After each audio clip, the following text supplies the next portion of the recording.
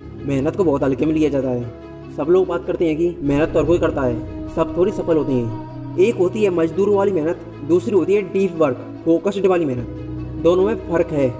एक इंसान जिसने खुद को कॉन्कर कर लिया वो उससे ज़्यादा पावरफुल होता है जिसने 100 बार के लोगों को कॉन्कर कर रखा है। तो चलो एक वॉरियर वाली मेंटेलिटी के साथ हथपार मेहनत के नियम जानते हैं। पहला नियम, हथपार मेहनत कहाँ करनी है।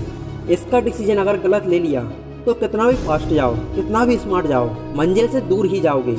डायरेक्शन स्पीड से ज़्यादा मैटर करती है। जन्म से लेकर आज तक आपने लाखों डिसीजन लिए और आज आप उन सभी डिसीजनों का टोटल हो। हर एक एक्शन, हर एक विचार एक डिसीजन है। अब यहाँ आता है डिसीजन फटिक या पैराबॉक्स ऑफ चॉइस। दो डिसीजनों में फंस जाना। हथपार मेहनत क्यों नहीं होती? आलस नहीं, डायरेक्शन।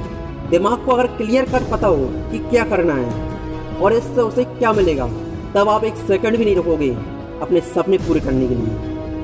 और सिर्फ दिखावा करने के लिए नहीं, बल्कि हमारे अंदर से होना चाहिए कि यार मुझे इस फील्ड में बेस्ट बनना है। बेस्ट नहीं तो कम से कम इस लेवल पर तो जरूर जाना है और किसी भी हाल में जाना है। मेरी जिंदगी में कुछ नहीं तो यह एक काम तो मुझे अपनी लाइफ में करना है। और जब आपके दिल से ऐसी कोई आवाज़ आएगी ना, तो एनर्जी फूट फूट के आपके अंदर से बाहर निकलेगी।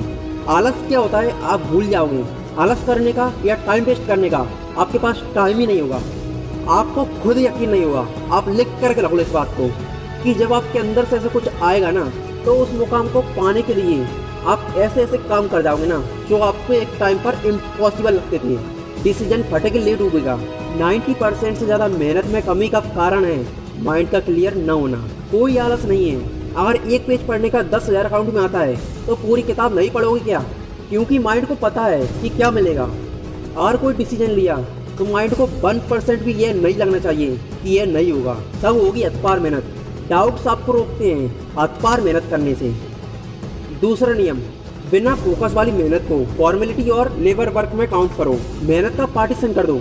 लोग कहते हैं artificial intelligent, electric vehicle, technology ये सब फ्यूचर है, लेकिन डीप वर्क और फोकस्ड माइंड रियल फ्यूचर है।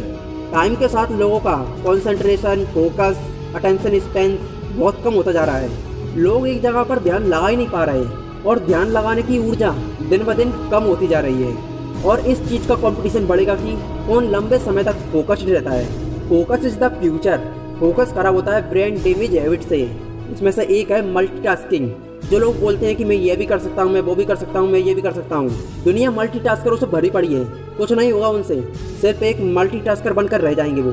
और जो इंसान एक ही चीज़ पर ध्यान टिकाकर उस पर वर्क करता रहता है, टाइम के साथ उसकी वैल्यू बहुत बढ़ती है, जो शॉर्ट टाइम में नहीं दिखती लेकिन लॉन्ग टाइम में वो आपको लाखों का रिटर्न देती है। तीसरा नियम, कोई एक काम करो, बस एक काम, और उसे ऐसा करो कि इस दुनिया में कोई तुम्हारी तरह ना कर सके। किसी काम में एक्सीलेंट होने का सिर्फ एक तरीका है, hard work, hard work and hard work. Hard work से आप किसी भी टैलेंटेड इंसान को हरा सकते हो। हार्ड वर्क सामने किसी भी टैलेंट की कोई औकात नहीं।